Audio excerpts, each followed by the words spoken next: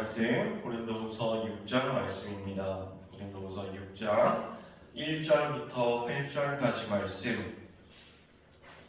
제가 가진 신약성경 291쪽에 있습니다. 저 여러분이 한 절씩 교독하시겠습니다. 우리가 하나님과 함께 일하는 자로서 너희를 권하노니 하나님의 은혜를 헛되이 받지 말라.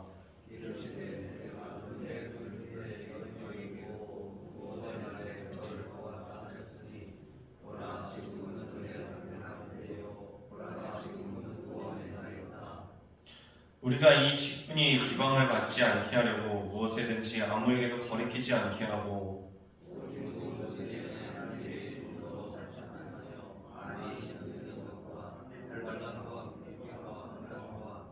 매맞음과 다침과 난동과 수고로움과 자지 못함과 먹지 못함 가운데에서도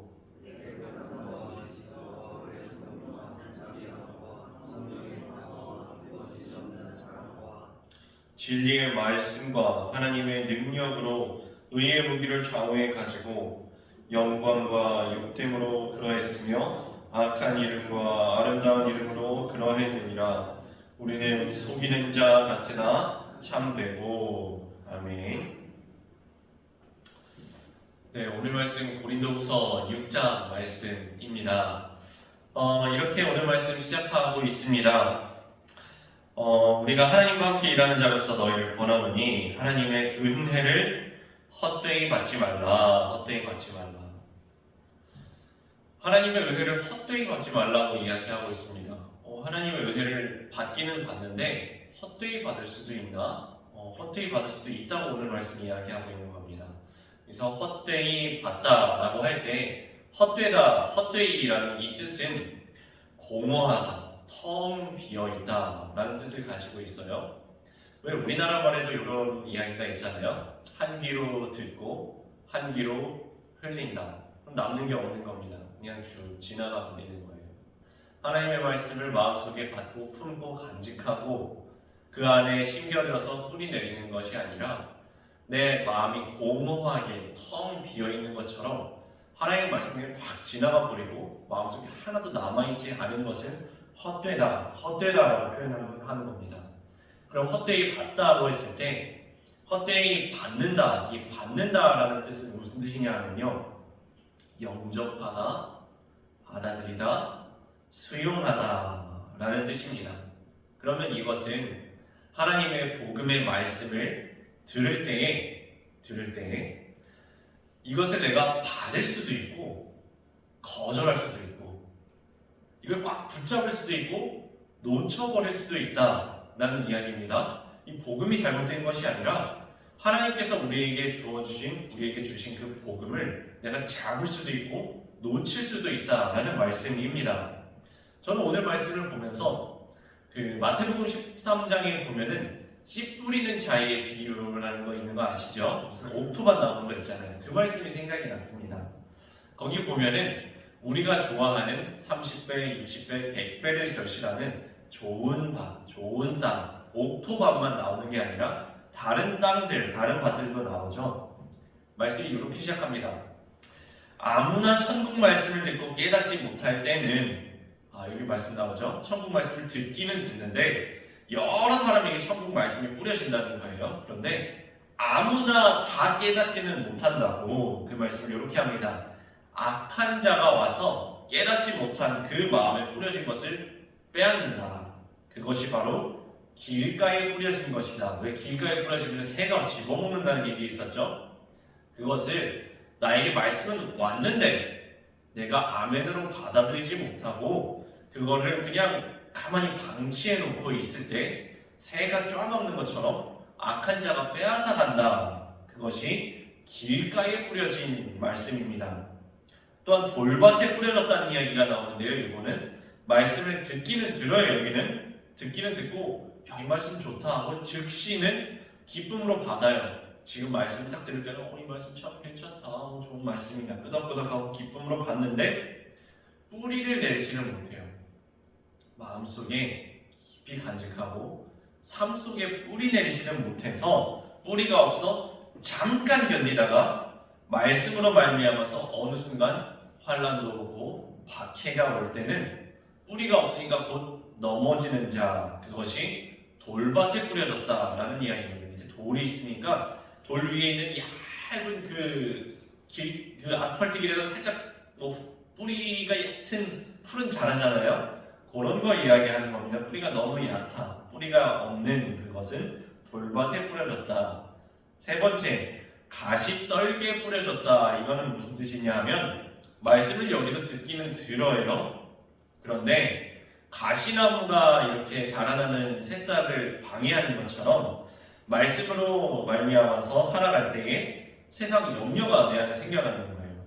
저 어떡하지? 세상에서 그래도 살아가야 되는데, 그리고 재물의 유혹이 생기는 거예요.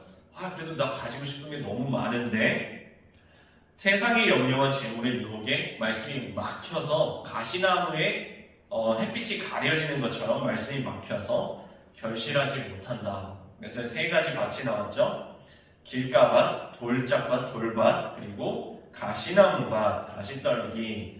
그 다음 나오는 것이 우리가 잘 아는 오토밭입니다. 좋은 땅에 뿌려졌다는 것은 말씀을 듣고 깨닫는 자니 결실하여 어떤 것은 100배, 어떤 것은 60배, 어떤 것은 30배가 되느니라 하시더라. 이 말씀이 씨 뿌린 자의 비유, 우리가 잘 아는 그 말씀이었습니다.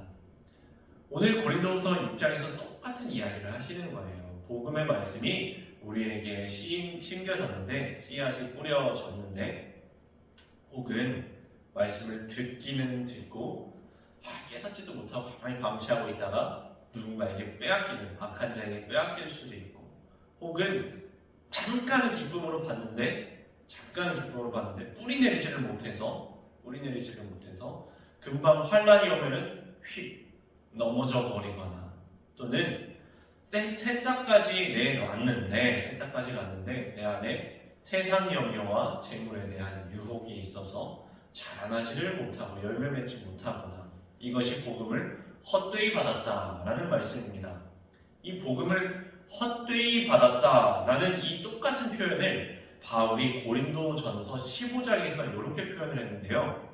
나에게 주어진 복음이 헛되지 아니하여, 나에게 주어진 은혜가 헛되지 아니하여 내가 다른 사도들보다 많이 수고하였으되 내가 한 것이 아니요 오직 하나님의 은혜로라 라고 하신 그 말씀에서 이 은혜가 헛되지 않았다라는 이 표현을 씁니다.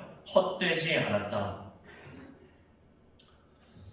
우리 하나님의 말씀은 우리에게 다 주어졌습니다. 최소한 여기 우리 새벽 기도를 함께 주님 앞에 올려드리는 우리들은 다 하나님의 말씀을 들은 자들이에요. 하나님의 은혜가 우리에게 이미 임했습니다. 우리가 하나님을 사랑하기 전에 하나님이 우리를 먼저 사랑하셨고, 우리가 하나님을 선택하기 전에 하나님께서 우리를 먼저 택하셨습니다. 이걸 우리는 선행은총, 우리가 선행을 했다는 게 아니라 우리보다 먼저, 우리가 하나님을 택하기 전에 우리를 먼저 하나님께서 택하신, 먼저 주어진, 아무런 자격 없는 우리에게, 우리가 아직 죄인 되었을 때, 우리가 아직 원수 되었을 때 먼저 주어진 선행 은혜, 선행 은총, 우리가 무언가를 하기도 전에 이미 선행 은총은 주어졌습니다. 그런데 우리가 그걸 붙잡을 수도 있고 놓칠 수도 있다는 거예요. 우리는 하나님의 은혜를 붙잡고 계십니까? 혹시 여러 가지 염려와 유혹 때문에 잠깐 기쁨으로 받았었던 그 은혜를 금방 놓치고 계시지는 않습니까? 우리 꽉 붙잡아야 됩니다. 하나님의 은혜가 우리에게 주어졌을 때 꽉 붙잡고, 하루를 그 말씀으로 살아가고, 일주일을 그 말씀으로, 한 달을 그 은혜로, 우리 1년을 그 하나님께서 오늘도 주어지시는 그 말씀과 은혜와 사랑으로 꽉 붙잡고 열매 맺으시는 신앙 되시기를 바랍니다. 그러면 우리는 이런 의문을 품을 수 있습니다. 하나님의 은혜 좋죠. 근데 참 나도 그런 은혜 받고 싶은데 옆에 사람들 보니까 그런 은혜 잘만 받는 것 같은데 나는 도대체 그런 은혜 언제 받는단 말입니까? 언제 나에게 그런 은혜가 주어지십니까? 이런 의문을 품을 수가 있어요. 그 대답이 2절 말씀에 이렇게 나옵니다. 이르시되 내가 은혜 베풀 때에 너에게 됐고 구원의 날에 너를 도왔다 하셨으니 보라 지금은 은혜 받을 만한 때요 보라 지금은 구원의 날이로다.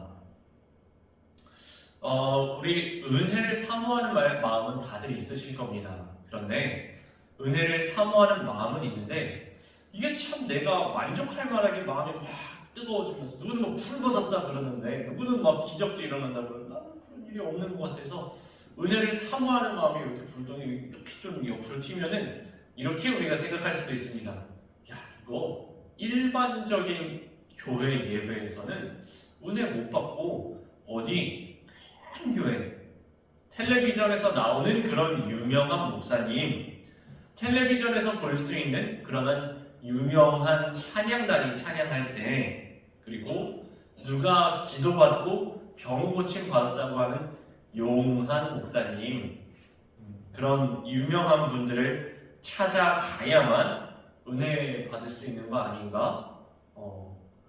그렇게 우리가 잘못 생각할 수도 있는데요. 오늘 말씀은 분명히 이렇게 우리에게 말씀하고 있습니다. 보아라, 보라. 지금이 바로 은혜 받을 만한 때요. 지금이 바로 구원의 날이로다. 바로 지금의 이야기라는 것입니다.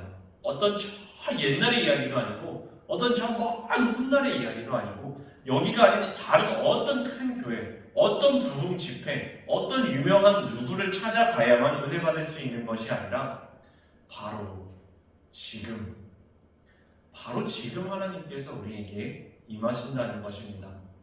우리 잘 아시는 야곱 한번 생각해 보실까요? 야곱이 하나님께 처음 그 큰 은혜를 받았을 때는 야곱이 자기 아버지를 속이고 형의 것을 빼앗았다가 사실은 빈손으로 도망가다가 큰 죄를 짓고 정말 부끄러운 모습으로 빈손으로 도망가다가 빈들에서 돌베개 뱉고 잠들었을 그때 하나님을 만났고 그때 하나님께서 큰 은혜 부어주시는 것을 비로소 깨달았어요. 아무런 준비도 되지 않았는데 아무런 자격도 없는데 그 예배드리고 있었던 때도 아니에요. 무슨 예배당을 찾아간 것도 아니에요. 어떤 유명한 누가 말씀을 강의해 주신 것도 아니었어요. 그런데 바로 그때 문득 하나님의 은혜는 바로 그런데 임합니다. 내가 아무런 기대도 하지 않았음에도 불구하고 이런 상황에도 나와 함께 하셔? 네, 이런 상황에도 나와 함께 하십니다. 이렇게 그냥 평범한 이 순간에도 하나님께서 나에게 은혜를 주셔? 네, 그런 평범한 상황에도 하나님께서 우리에게 은혜 베풀어 주신다고요. 그런 아무것도 없는 너무너무 평범한 일상 속에서 심지어는 나의 부끄러움 속에서 나의 연약함 그 한가운데 속에서도 하나님이 이렇게 말씀하시는 겁니다. 보라 지금은 은혜 받을 만한 때요 지금은 구원의 날이로다. 그런데 우리 이 은혜를 받아들이는 우리의 삶의 상황을 한번 돌이켜보면 삶의 자리는 꼭 녹록지는 않습니다. 이 삶이 녹록지가 않아요. 그 이야기가 4절, 5절에 이렇게 말씀 나오는데요. 오직 모든 일에 하나님의 일꾼으로 자천하여 많이 견디는 것과 환난과 궁핍과 고난과 매맞음과 갇힘과 난동과 수고로움과 자지 못함과 먹지 못함 가운데에서도 우리 이 고린도 후서를 시작하면서 1장에서부터 우리에게 주어진 환난이 결코 가볍지가 않다고 우리에게 당한 환난이 얼마나 심각했는지 우리는 마치 사형 선고를 받은 것과 같이 살 소망마저도 끊어졌다고 그 이야기 여러 번 반복하여서 드렸습니다. 이 고린도 후서의 기록 상황이 결코 녹록지 않은 상황이었습니다. 그 이야기를 이 6장에서 한 번 더 조금 더 구체적으로 이렇게 반복하고 있는 것입니다. 명백한 환난이 있는 상황입니다. 우리는 많이 견디고 있는데요. 뭘 견디고 있냐 하면은 우리는 환난을 견디고 있습니다. 우리는 궁핍을 견디고 있습니다. 고난을, 매맞음을, 갇힘을, 난동을, 수고로움과 자지 못함과 먹지 못함을 인내로 견뎌내고 있습니다. 그런데 이런 환란 속에서 우리가 그냥 내 힘으로 이악물고 견뎌내는 것이 아닙니다. 그 와중에도 우리는 신앙의 열매를 맺고 있습니다. 어떤 열매를 맺고 있냐 하면 그 열매 이야기가 6, 7절에 이렇게 나옵니다. 깨끗함과 지식과 오래 참음과 자비함과 성령의 감화와 거짓없는 사랑과 진리의 말씀과 하나님의 능력으로 의의 무기를 좌우에 가지고 몇 가지 한번 짚어보겠습니다.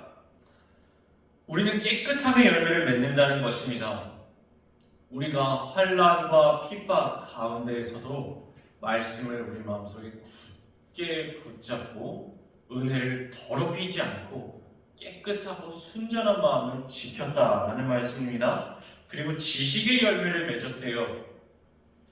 우리가 상황이 녹록지 않을지라도 그 와중에도 어제보다 오늘 조금 더 주님의 마음을 알아가고 오늘보다 내일 조금 더 하나님의 뜻을 깨달아가고 내일보다 올해 더 하나님의 사랑을 깊이 있게 알아가는 하나님을 아는 지식, 하나님을 아는 지식의 열매를 쌓아갔다는 것입니다. 그리고 오래 참음과 하나님의 속성이에요. 하루를 천년같이 우리를 향하여서 참아주시는, 길이 참아주시는 그 오래 참음으로 우리 또한 그 은혜의 사랑을 받았으니 우리도 오래 참음에 인내의 열매를 맺고 있습니다. 그리고 자비함과, 이 상황은 분명히 힘든 상황이거든요.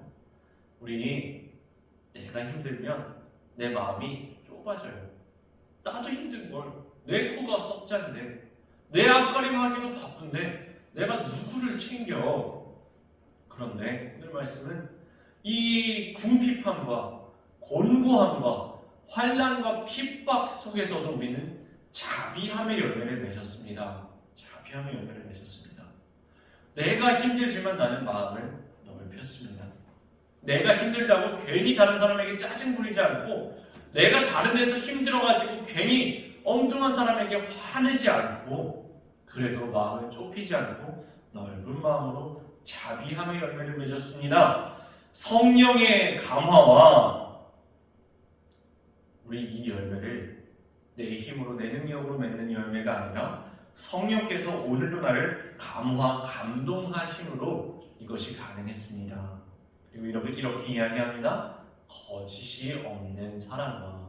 이 말은 우리가 사랑을 하는데 거짓된 사랑을 할 수도 있다는 이야기예요. 겉모습만 그럴듯해 보이는, 겉모습만 그럴듯하게 꾸며놓은 사랑이 있을 수도 있습니다. 그러나 우리가 성령의 감화 감동하심으로 맺는 사랑의 열매는 거짓이 없는 진실된 사랑, 하나님께서 우리에게 부어주시는 사랑, 그래서 흘러 넘쳐나가는 축복의 통로, 사랑의 통로 되어서 내 마음에서 어떻게 되는 것이 아니라 하나님께서 부어주셔서 그것을 나누어주는 진실된 사랑, 거짓이 없는 사랑과, 그리고 진리의 말씀과, 이것이 그냥 내 마음으로 내 마음대로 하는 것이 아니라 하나님의 말씀에, 진리의 말씀에 근거하여서 우리는 진리의 말씀을 꼭 붙잡고 그렇게 했습니다. 그리고 하나님의 능력으로 의의 무기를 좌우에 가졌다. 이게 마지막 열매인데요. 바울이 이렇게 말씀하시죠. 자신의 삶을 되돌아보면서 나는 선한 싸움을 싸우고 달려갈 길을 마치고 믿음을 지켰다 했을 때 선한 싸움을 싸웠다고 하잖아요. 우리의 삶의 믿음의 여정은 사실 선한 싸움을 싸워나가는 것이라는 겁니다. 그런데 내 빈주먹으로 싸우는 것이 아니라 하나님의 능력으로 의의 무기를 왼손과 오른손 좌우에 하나님의 능력으로 부어주시는 무기를 붙잡고 성령의 검을 가지고 싸워나갔다는 이야기입니다. 자, 오늘 말씀 여러 가지 단어들이 되게 열거되고 반복적으로 나와서 약간 복잡했을 수 있는데요. 한번 정리해 보겠습니다. 첫 번째는 하나님의 은혜를 헛되이 받지 말고 꽉 붙잡고 마음속에 새기고 살아가시기 바랍니다. 두 번째는 바로 지금이 은혜 받을 만한 때요, 바로 지금이 구원의 날임을 기억하시고 우리의 평범한 일상 속에서 평범한 기도와 평범한 말씀과 평범한 찬양 속에서 임하시는 하나님의 은혜를 그 일상 속에서, 일상의 예배의 삶 속에서 꽉 붙잡으시기 바랍니다. 마지막 말씀, 우리에게는 비록 환난이 찾아올지라도 그럼에도 불구하고 성령의 의의 열매들을 30배, 60배, 100배 맺어가는 것이 그리스도인의 절혈입니다. 그리스도인이 꺾이지 않는 불굴의 절혈임을 기억하시고 우리 삶이 녹록지 않을지라도 그 와중에 임하시는 하나님의 능력을 경험하시는 여러분의 삶 되시기를 주님의 이름으로 축원드립니다. 함께 찬송하시겠습니다. 찬송가 337장 내 모든 시험 무거운 짐을 함께 찬송하시겠습니다.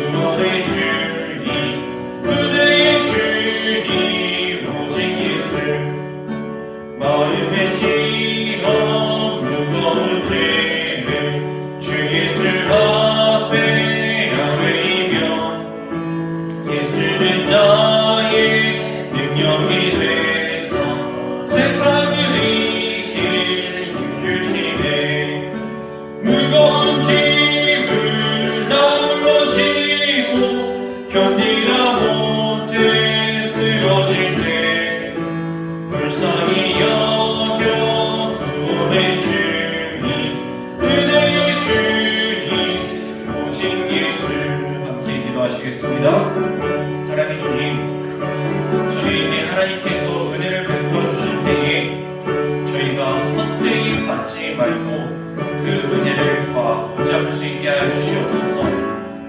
우리가 길가에 뿌려진 자처럼, 돌장밭에 뿌려진 자처럼, 가시떨기에 뿌려진 것처럼 은혜를 헛되이 그냥 지나쳐 버리는 것이 아니라 우리 좋은 땅에 뿌려진 자처럼 30배, 60배 그 말씀을, 그 은혜를, 그 구원의 사랑을 결실하는 자 되게 하여 주시옵소서. 하나님, 바로 그 은혜는 지금 우리에게 주어지고 있습니다. 보라, 지금은 은혜 받을 만한 때요, 보라, 지금은 구할 노래로다. 장소, 특별한 시간, 특별한 어떤 사람을 찾아가서만 이 은혜를 받는 것이 아니라 너무너무 평범한 지금, 하나도 특별할 것 없어 보이는 바로 지금 우리에게 은혜 베풀어 주시는 하나님의 사랑을 날마다 경험하는 저희들의 삶 되게 하여 주시옵소서. 그렇게 날마다 우리의 삶이 거룩한 사한 제사로 하나님께 받아들여지는, 하나님께서 연락하시는 그런 저희들의 삶, 은혜의 삶, 사한 제사로 올려드려지는 일상생활의 삶의 제사 되게 하여 주시옵소서. 주님, 저희들의 삶이 녹록지 않습니다. 녹록지 않은 저희들의 삶 속에서도 저희가 깨끗함과 하나님을 아는 지식과 오래 참는 인내와 자비함과 성령의 강화 감동과 거짓없는 사랑과 진리의 말씀과 하나님의 능력으로 의의 무기 삼아서 선한 싸움을 싸워